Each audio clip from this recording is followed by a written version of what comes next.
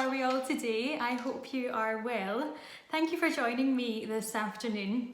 I thought I would pop on to do a little video for you all today to answer all of your questions that you have been asking me. So to begin with, I just want to thank Robert so much for featuring me as Artist of the Week this week. That's been lots of fun, and thank you for having me as part of this concert as well. It's going to be amazing. So, and thank you so much to all of you for all your lovely and kind comments this week as well. It's been really lovely to see. So I'm going to get ahead and start answering some of your questions. There's quite a lot to get through, so I apologise if you have asked a question and I don't answer it, but I will personally go through every single comment and I will answer as best I can. So yeah, so I'm just going to start from the beginning here. I've got a question from Robert. He says, "Hi Nicola, having a watch," sorry, I have the laptop here in front of me, so just in case you wonder what I'm looking at. It says, "Hi Nicola, having watched a few of your Facebook Live concerts, I noticed that you have an association with the charity Spina Bifida. Can you tell us why you chose that particular charity and why it means so much to you?" So I actually got involved with Spina Bifida a good number of years now, which has been really lovely. It's been great to be their ambassador. Basically, I started off by singing at a couple of their events, and I just fell in love with what they did, and I was so inspired by the families that they were supporting that I just really wanted to get involved. Yeah, so to be honest, there's not a lot to that story, but they're an amazing charity, and if you would like to donate, I'll add a little donate button to this video as well. That would be amazing. Yeah, so next question is from Brian. What has been your favourite gig? My favourite gig? There's been so many of them, like how do I choose?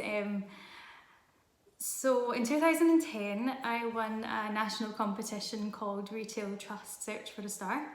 And I was invited along once I reached the top 4 down to the Grosvenor in London, and I performed there and it was absolutely amazing, and I won the competition, which just topped the whole thing off. To make it perfect, I was the only Scottish finalist, and if you don't know, I'm from Glasgow in Scotland. I was the only Scottish finalist, so it just so happened that it was on Burns Night. So they had kind of like they had a Disney theme going on, because it was Disney that sponsored it and Disney that made all the decorations and things. But they actually, as well as having the Disney themed, had a special Scottish theme for Burns Night, and they had a giant Nessie, which was incredible. It was like it was meant to be. So I think that would be up there with one of my top gigs. I also sang in the shop window of the House of Fraser, which was insane. There was red, London buses slowing down. I was on Oxford Street, and they were slowing down to listen to me singing. I think they probably thought, what hell is going on? This huge crowd sort of gathered around House of Fraser window. So that was pretty amazing. I've done Glams, which is a kind of proms in the park style concert, which was really lovely, where I got to meet my idol Kerry Ellis, which was really great. I have performed at the Glasgow Concert Hall. I performed at the Sage in Newcastle. And in each of these occasions, it's been really lovely to have had the orchestra with me as well. So I think just having that little moment before you go onto stage and listen to the orchestra is really lovely. So any gig that you can get with an orchestra is going to be up there with one of the favourites. Yeah, so next question. What made you start doing regular Facebook Live concerts? What inspired you, and what do you like most about doing them? If you don't know, I do a Facebook Live every Friday night, live from my Facebook page, Nicola Cassells Music. I started doing it the first week of lockdown.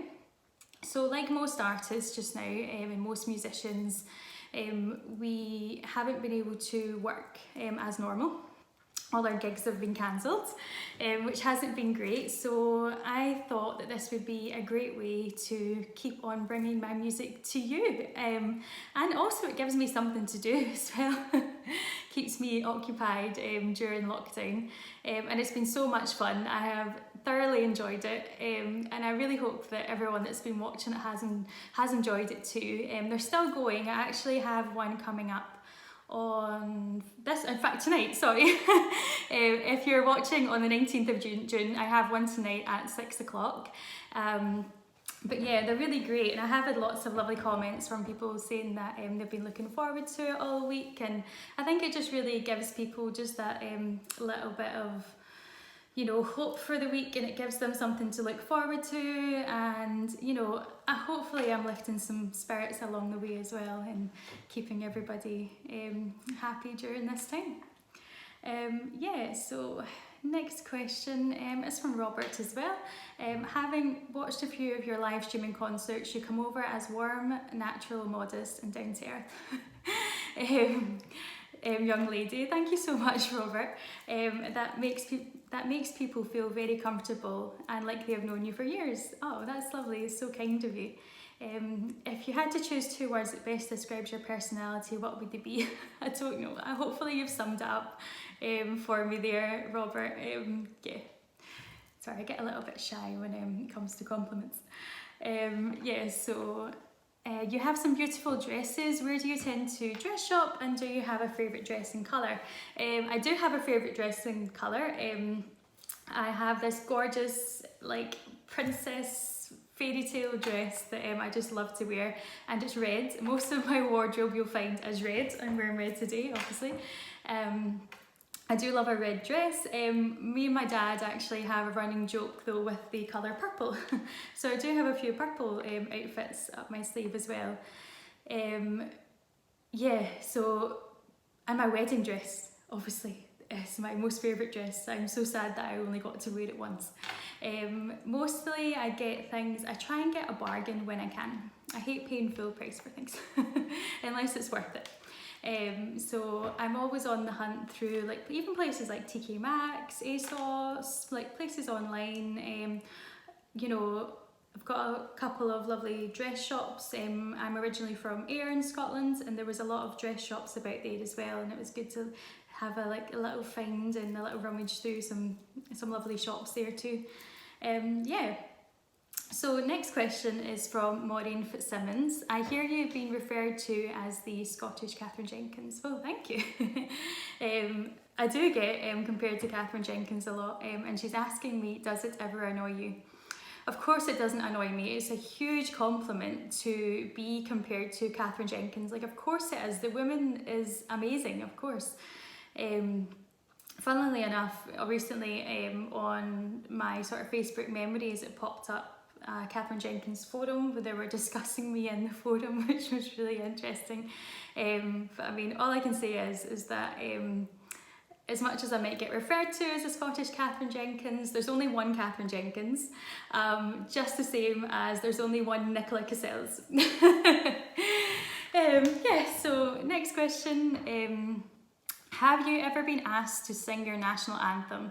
And if you were asked to sing it, which sporting venue would you sing it in? So I've actually sang the national anthem on numerous occasions. I have gotten to perform at many places. One in particular was the Ayr Racecourse for the Scottish Grand National, where I sang the national anthem live on Channel 4, which was insane. I think there was like 21,000 people at the races that day. Never mind all the people that would have been watching on the television as well, which was pretty amazing. I quite often get asked to sing the Italian national anthem as well. I'm quite heavily involved with the Italian Fest, which happens in Glasgow, as well as like the Italian Awards and things like that, which is really lovely. Yeah, so next question. What is your proudest and most memorable moment performing as a singer? My proudest and most memorable moment, I can't sum it up into one thing, to be honest. I just love what I do, and I love that I get to perform for all you lovely people. So any time that I get an opportunity to do that is my proudest moment. So next question from Santo Jack Cholera. I always I'm always interested in learning about a person's professional background. What made you decide on a music career? When did you receive your education and training? Have you ever considered doing anything else? Do I speak any languages? No, I don't speak any other languages, unfortunately. I wish I did, but I only speak English. I do sing in many languages. I sing in Italian, I can sing in French, Spanish, Latin, English. But unfortunately I can't speak the language. But deciding on music as a career, to be honest, like I've always loved music and I never set out to have a career in music as much as that is obviously always the dream. I set out to be a teacher, and then some opportunities came up for me to perform, and I loved it, and I kept getting asked to do more and more, and I fell in love with it more and more, so I kept doing it. Simple answer. So do I play any musical instruments? So my first instrument has always been voice. I'm sorry, going back to Santo's question as well. I was part of a choir when I was a teenager. I performed with the Ayrshire Voices, a local choir. And I had the odd singing lesson along the way and the odd coaching, but I studied music business at university to a master's level. I didn't study performance, so in a way I'm self-taught. I've had some help along the way, but I've not had any professional training. Do I play a musical instrument? Singing is my first instrument. I do play a little bit of guitar and a little bit of keyboard, although I haven't actually done it in a long time. Have you ever tried writing your own songs? Is it something you would like to do in the future? For me, I'm not a songwriter. I'm just going to be honest. I'm not a songwriter. I have collaborated maybe on a couple of songs. And that's been great. It's been a great experience to do that, but there's so many amazing songs out there that I just love to sing, and I hope that I do them justice, and I will probably continue to do that. Unless anyone wants to write some songs with me, I'm happy to collaborate if anyone wants to get in touch. What has been your weirdest gig? So my weirdest gig probably is that one down in Oxford Street, singing in the shop window of House of Fraser. Another one would probably be, I sang on top of a double-decker bus once, and that was pretty insane. There has actually been quite a lot of weird gigs. I'd be here all day if I was to talk about them. So next question, have I ever met any of my singing idols? I have. I actually met Catherine Jenkins, which is amazing. Thanks to my dad who got in touch with our manager, and we met up, and really lovely lady. I also, as I mentioned before, got to meet Kerry Ellis, who I've admired as well. I do love musical theatre as well as classical music, so I had a little bit of a fangirl moment 2 years ago when I met Kerry Ellis.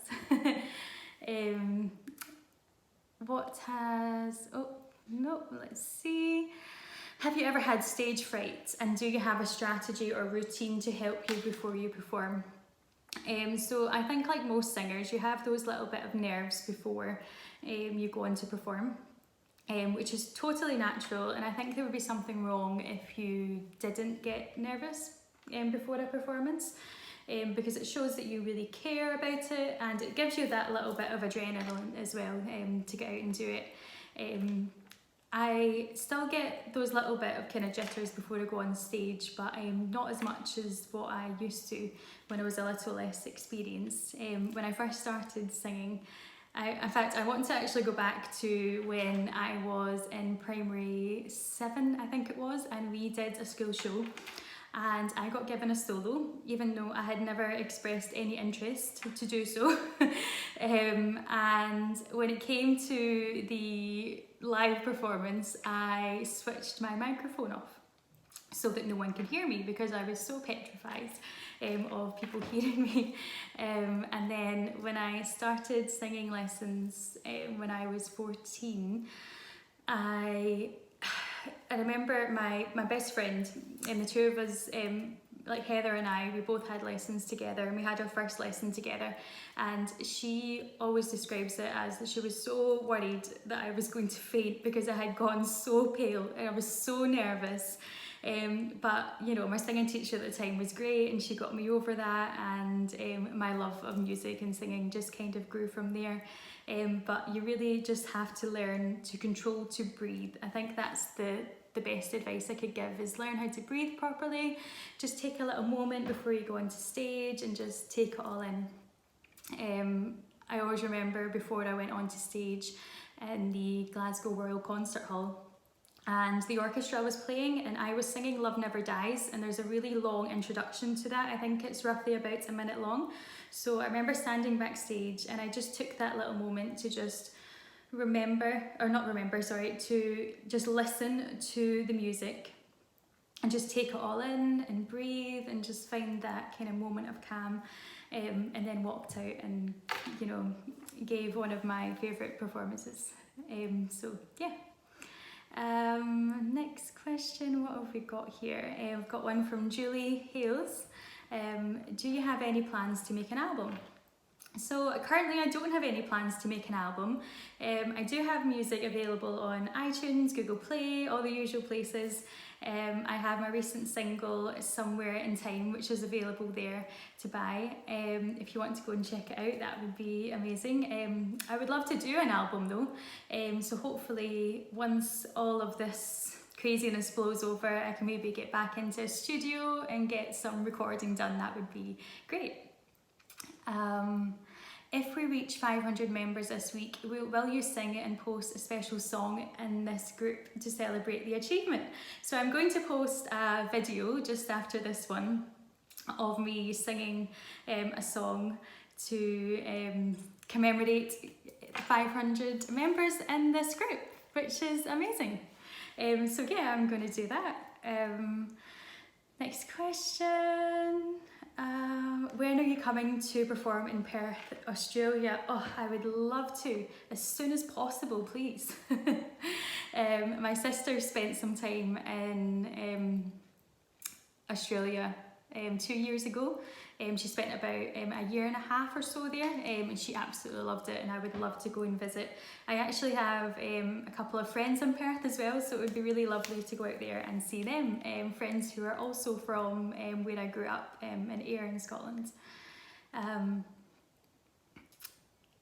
Next question. Okay, a quick fire round, so let's do this. So quick fire round, dog or cat? That would be a dog, definitely. Rugby or football? Football, Auchinleck Talbot. Sun worshipper or Eskimo Nell? Definitely a sun worshipper. Favourite holiday destination? Italy. Good cook or bad cook? I'm a good cook. Favourite alcoholic beverage is definitely a blush rosé. Morning or night person? Morning person. If you could live anywhere in the world, where would it be? I would say Canada or Italy, but I would need to learn to speak the language, so let's go Canada. Favourite food? Italian. Tea or coffee? Tea, definitely. Smoothie or milkshake? That would be smoothie. Diamonds or pearls? Diamonds. I actually work for a jewellery company as well as singing, so definitely diamonds. Ferrari or Rolls Royce? Ferrari. Left or right-handed? I am right-handed. Yes, that was fun. Next question is from Hazel. Oh, this is my mother-in-law. Hello, my gorgeous daughter-in-law. Oh. Have you ever sung any Perry Como songs? Your voice would be beautiful singing one of their songs. I have not actually, but I'm going to look into that because he has some amazing songs. Nicola Cassells has asked, who was your biggest influence when you first started singing? My biggest influence when I first started singing professionally in public was actually Kelly Clarkson. As much as I love classical music, you know, I was young and, you know, like, it's not considered cool, so as much as I loved it and performed it at the time, I also took a lot of influence from Kelly Clarkson when I was going through my wanting to be a pop star phase when I was 15. Who would you most like to duet with? Oh, I would love to duet with Alfie Boe or Andrea Bocelli. Yeah.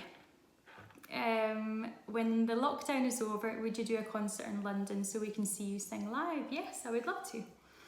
I have a couple of friends down there, so it would be great to do something together. If you weren't a singer, what career would you choose? Oh, I think I touched on this already. I would be a primary school teacher, which might still happen.